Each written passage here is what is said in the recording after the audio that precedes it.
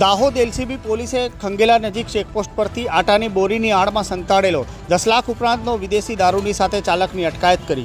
લોકસભા 2024ની ચૂંટણી નજીકમાં છે ત્યારે ગુજરાત મધ્યપ્રદેશ ઇન્ડિકેટેડ ચેકપોસ્ટ પર બંને રાજ્યોની પોલીસ દ્વારા સંયુક્ત ચેકપોસ્ટ ઊભી કરી આવતા જતા તમામ વાહનોને ચેક કરવાની કામગીરી ચાલી રહી છે। તેવા સમયે